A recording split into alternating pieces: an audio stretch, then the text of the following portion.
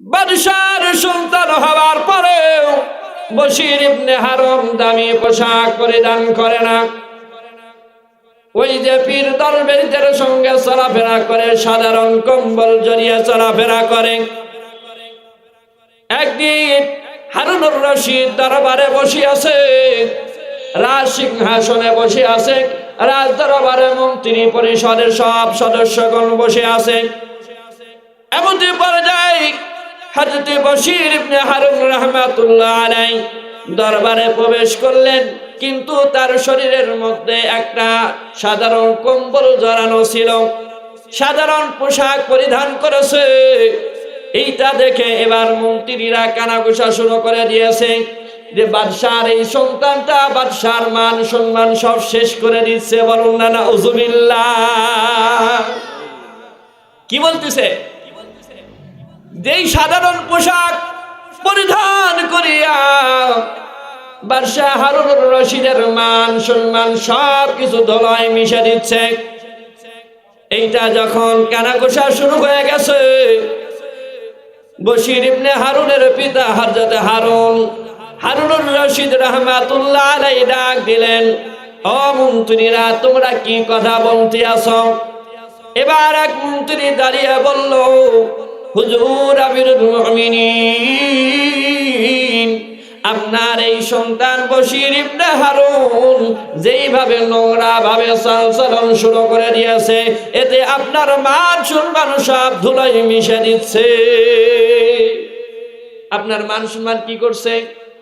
সব শেষ করে দিচ্ছে, নষ্ট করে দিচ্ছে। এবার হারুনুর রশিদ তাদের কথা মতো সন্তানকে ডাক দিলেন, বশির রে, তুমি যেভাবে চলাফেরা করতে আসো এইভাবে তো আমার মান সম্মান সব ধুলায় মিশে যাচ্ছে। তোমার এইভাবে চালচলন করা একজন বাদশার সন্তান হয়ে ঠিক নয়। এবার বশির ইবনে হারুন বলে, ওগো বাবা আমিরুল মুমিনিন, এই যে বাগদাদের বাদশা ও হারুনুর রশিদ রাহমাতুল্লাহি আলাইহি, আপনি তো একটা এলাকার একটা বাদশাহী করেন। বলুন তো, আপনার সমস্ত প্রজারা কি আপনার কথা মান্য করে? আপনার কথা সবাইকে মেনে চলে?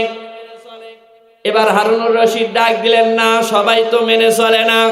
সবাই যদি আমার অর্ডার ফলো করতো, আমাকে মেনে চলতো, তাহলে তো এই এলাকার মধ্যে রাজধানী চুরি ডাকাতি হতো না। কথা ঠিক কিনা? এবার হারুনুর রশিদ এখন জবাব দিয়েছে। বশির ইবনে হারুন ডাক দিলেন, বাবা গো, ও আমিরুল মুমিনিন, শুনে নেন, আমি ওই যে সাধারণ পোশাক পরে আল্লাহর ওলিদের সঙ্গে চলাফেরা করি, তাদের সঙ্গে চলাফেরার কারণে আপনি একটা দেশের বাদশা হওয়ার কারণে সবাই আপনার কথা মান্য করে না, কিন্তু আমি এমন একটা বাদশাহী পেয়েছি, আমার কথা এই দুনিয়ার মানুষ নয়, পশু পাখি পর্যন্ত আমার কথা শোনে। এবার বশির ইবনে হারুন আকাশের দিকে লক্ষ্য করে এবার দেখলেন একটা পাখি উড়ে যায়। বশির ইবনে হারুন হাতটা প্রসারিত করে দিয়া ডাক দিলেন, পাখি, আল্লাহর সৃষ্টি পাখি, আল্লাহর হুকুমে আমার হাতে এসে বসে যাও। বশির ইবনে হারুন ডাক দিয়েছে, ওই পাখিটা হারুনুর রশিদের সন্তান বশির ইবনে হারুনের হাতে আসতে দেরি করে নাই। এই জন্য তো বলে মাল্লাহুল মাওলা ফালাহুল কুল, যে যারা আমার আল্লাহর হয়ে যায় সমস্ত কিছু তাদের গোলাম হয়ে যায়। এবার বশির ইবনে হারুন বললেন, বাবা গো, আপনাকে দুনিয়ার মায়ায় ধরেছে, দুনিয়ার মহাব্বতে আপনাকে গ্রাস করেছে, আর আপনার সঙ্গে আমি থাকবো না। আমি যে মাওলাকে পাওয়ার জন্য ওই সাধারণ আলেম ওলামা পীর দরবেশের সঙ্গে চলাফেরা করেছি, তাদের সঙ্গে আমি চলে যাব। আমার কারণে যদি আপনার মান নষ্ট হয়, আমি চাই না আপনার মান নষ্ট হোক। আপনার মান নষ্ট করা আমার উদ্দেশ্য নয়। যদি আমার কারণে আপনার মান সম্মান নষ্ট হয়ে যায়, তাহলে আজকে আমি আপনার বাড়ি থেকে বের হয়ে যাব, আর কোনোদিন বাড়ি ফিরব না। বশির ইবনে হারুন এবার রওনা হয়ে গেল রাজ পোশাকের সব কিছু আরামায়েশকে ত্যাগ করে এবার শুধু একটা কোরআন শরীফ নিয়ে আর হাতের মধ্যে আংটি ছিল এটা নিয়ে রওনা হয়ে গেল। যাইতে যাইতে মিশরের মধ্যে চলে আসলো। আসার পরে বাগদাদে চলে আসছে। বাগদাদে আসার পরে এবার রাত্রি যাপন করতে আসে। ওই বসরার একজন লোক ছিল আবু আমির বসরি রহমাতুল্লাহি আলাইহি।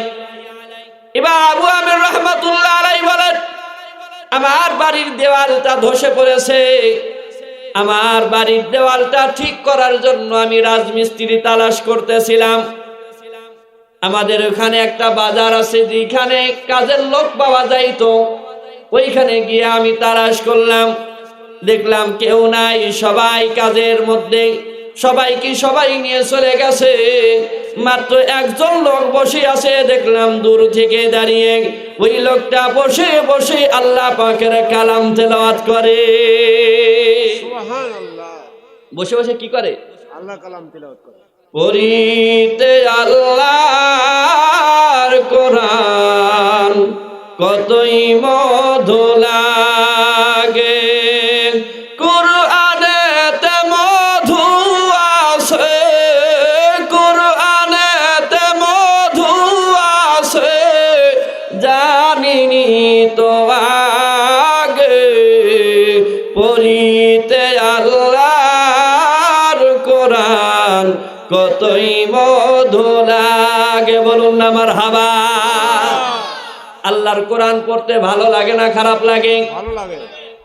সেই কোরআন শরীফ তেলাওয়াত করতে আছে, এর মধ্যে দেখা গেল বশির ইবনে হারুন কাছে এসে এবার হযরতে আবু আমির বসরি রাহমাতুল্লাহ আলাইহি দাঁড়িয়ে গেল। এবার বশির ইবনে হারুন তাকে দেখার পরে সালাম দিয়ে দিয়েছে। সালাম দেওয়ার সঙ্গে সঙ্গে এবার বশির ইবনে হারুনকে ডাক দিয়ে বলল, তুমি কি কাজ করবা? এবার বশির ইবনে হারুন বলল, মজদুরি করার জন্যই তো আমরা দুনিয়ায় এসেছি। বলুন না সুবহানাল্লাহ। কাজ করার জন্যই তো আমরা কোথায় এসেছি? দুনিয়ায় এসেছি। কাজ কোথায় করতে হয়? দুনিয়ার বুকেই আমাদের কাজ করতে হয়।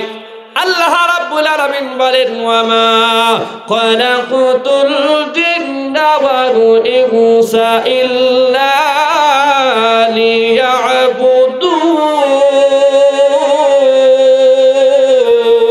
আল্লাহু আকবার।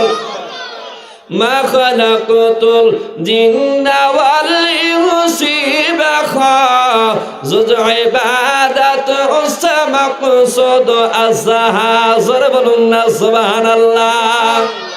আমার আল্লাহ রাব্বুল আলামিন বলেন, মানুষ এবং জিন জাতিকে একমাত্র আমি আল্লাহ রাব্বুল আলামিনের ইবাদত করার জন্যই তৈরি করেছি। বলুন না সুবহানাল্লাহ। আমাদেরকে কি জন্য তৈরি করেছে? আল্লাহ পাকের গোলামি করার জন্য, আল্লাহ পাকের ইবাদত করার জন্য। এই জন্য বশির ইবনে হারুন ডাক দিলেন, ওগো হুজুর, ও আবু আমির বসরি রাহমাতুল্লাহি আলাইহি, আমাদেরকে তো আল্লাহ রাব্বুল আলামিন দুনিয়ায় কাজ করার জন্যই প্রেরণ করেছেন, বলুন কি কাজ করতে হবে? এবার বশির ইবনে হারুনের কথার জবাবে আবু আমির বসরি রাহমাতুল্লাহ আলাইহি বললেন, আমার বাড়ির একটা দেওয়াল ধসে পড়েছে, ওই দেওয়ালটা ঠিক করতে হবে। এর জন্য পারিশ্রমিক তুমি কত নিবা? এবার বশির ইবনে হারুন ডাক দিলেন, আমি কাজ করতে পারি, কিন্তু শর্ত আছে। কি আছে? শর্ত আছে। বলে কি শর্ত আছে? বলে আজান হবার সঙ্গে সঙ্গে নামাজের জন্য আমাকে ছুটি দিতে হবে। আল্লাহু আকবার। আরো জোরে বলুন না সুবহানাল্লাহ। আজান হওয়ার পর পর কি করতে হবে? নামাজের সময় দিতে হবে। কারণ প্রত্যেকটা মুসলমানের জন্য যারা বালেগ হয়ে গেছে, আল্লাহ রাব্বুল আলামিন 5 ওয়াক্ত নামাজ পড়া তাদের জন্য ফরজ করে দিয়েছে। আজান হওয়ার পরে আমি আর কাজ করতে পারবো না, নামাজের জন্য আমাকে সময় দিয়ে দিতে হবে। এবার নামাজের জন্য সময় দিবেন বললে, ঠিক আছে আমি তোমাকে নামাজের সময় দেব। এরপরে কি? এবার বলল এরপরে শর্ত হলো আমাকে দিনে 500 টাকা মজুরি দিতে হবে। কত টাকা? আমাদের হাইসিয়তের বলতেছি 500 টাকা। এর কমও নিব না, এর বেশিও নিব না। বলুন না সুবহানাল্লাহ। কাজে লাগিয়ে দিয়েছে। আবু আমের বসরি রাহমাতুল্লাহ আলাইহি ডাক দিলেন, ঠিক আছে তুমি কাজ করো। বিকেল বেলায় কাজে লাগিয়ে দিয়ে বিকেল বেলায় এসে দেখে যে একজন লোক কাজ করেছে, কিন্তু একজন লোকের কাজ হয় নাই, 5 জন লোকের কাজ হয়ে গেছে। আরো জোরে বলুন না সুবহানাল্লাহ। একজন লোক কাজ করেছে, কিন্তু কাজ হয়েছে কয়জনের? 5 জন লোকের কাজ হয়ে গেছে। এর মধ্যে নামাজও ছাড়ছে, নামাজ পড়ে নিয়েছে। এরপরে 1 সপ্তাহ পর আর খোঁজ পায় না।